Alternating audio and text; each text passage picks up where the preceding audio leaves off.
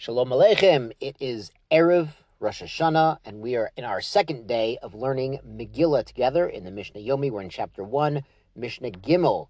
Ezu hi ir gedola, which is a big city. Yesterday we talked about the big cities versus the villages, and the people from villages would come into the bigger cities to hear the Megillah, even if that meant coming early on the market day. So what's a big city?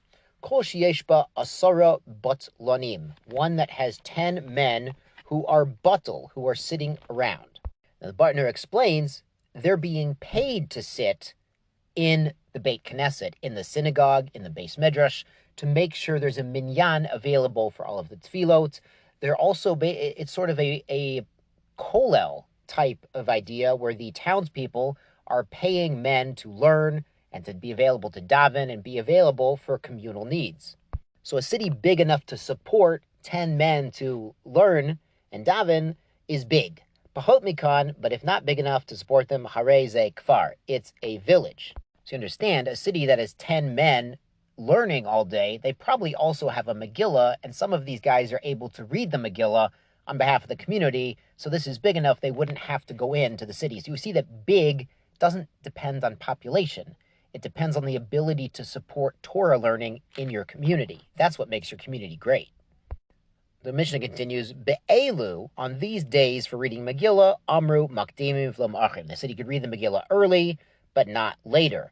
Avol Zman Atzei Kohanim, but the time of the wood offering that we referenced in the last chapter of Tiny, that there were special days where families would bring wood, celebrating the bringing of firewood when the temple was inaugurated after the Babylonian exile, also celebrating instances where the Jews snuck firewood and bikurim past the Greeks and Romans to celebrate in the temple, those mitzvot. So we referenced this. So that one, the Tisha B'Av, and the fast of Tisha B'Av, the Chagiga, and bringing the carbon Chagiga, this is a private offering that every Jew needs to bring when he comes to make pilgrimage, when he's Olei Regel to Jerusalem during the holiday, the Hakhel, and Hakhel is the assembly. These days, Me'acharin V'lo Makdimin. We do it later, not earlier. Meaning, if this day falls on a Shabbos, we don't do it on Friday, we will delay it until Sunday. So that's why you have a fast of Tisha B'Av when it falls on Shabbat. We actually do the fast on Sunday. When the first day of a Yom Tov is also Shabbat, so Baruch Hashem, that's tonight. So then the Chagiga, the carbon is not brought. It's a private offering, not a public offering. It's not brought on Shabbat, but it will be brought over the next 6 days of the holiday. Though you have all 6 days for Tashlumin to bring the carbon Chagiga and the Olatria also. And Hakhel is the assembly. Now that's just the king reading the Sefer Torah. Now we just had this last week in Vayelech, in Devarim chapter 31. We talked about the king reading from the Torah in the temple in front of everybody.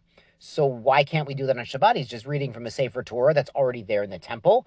There's an amazing thing here, because it says by Hakhel, the mitzvah is to bring a nashim v'taf, the men, women, and children, even taf, even babies, even infants, which have to be carried, and you can't carry them on Shabbat in a public domain, as we learned in Masechet Shabbat.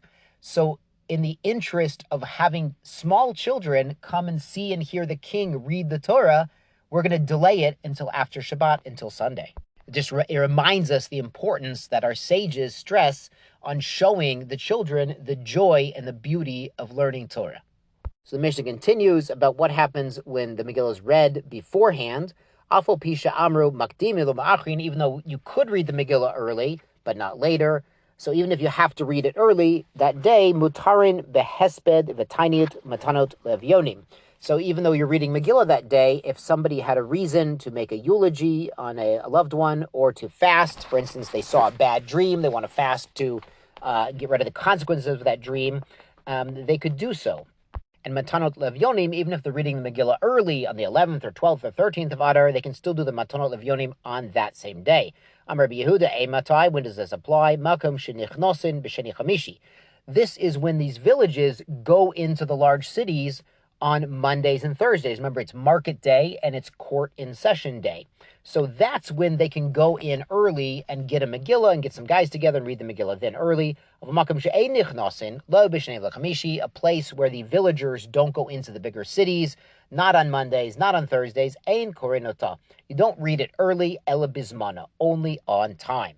After all, as we said in the first Mishnah, the point of doing it early was a convenience to allow the people in the villages where they might not have a Megillah, or people know how to read the Megillah, to go into the city where they can find these things on the same day they're going in for market or court purposes also. Let's go into Mishnah Dalet. Karu et Megillah ba'Adar Rishon. They read the Megillah on the 14th of Adar, Vinit Abra Hashana, and then they added a month to the year. And if we add a month to the year, a Jewish leap year always has 2 Adars. Now, this can't happen in present time because we have a fixed calendar, but back then, when they were debating whether to add a month, they were Mekadesh the Chodesh by witness testimony about the moon, and they could debate. They would have a debate every year. Should we add an extra month this year? Because the idea is you want Pesach to fall in the spring. So it's still snowing out and it's freezing cold. You might want to add a month, so Pesach will be in the spring. So if this happens, they added a month after the 14th of Adar, Kurin Otah Adar Sheni. You have to go back and do Megillah again in Adar Sheni. The real Adar, we'll see, is the Adar closest to Pesach. Ein bein Adar Rishon Adar Sheni. There's no difference between the first Adar and the second Adar. Ele kriyat Megillah matchanot le'evyonim.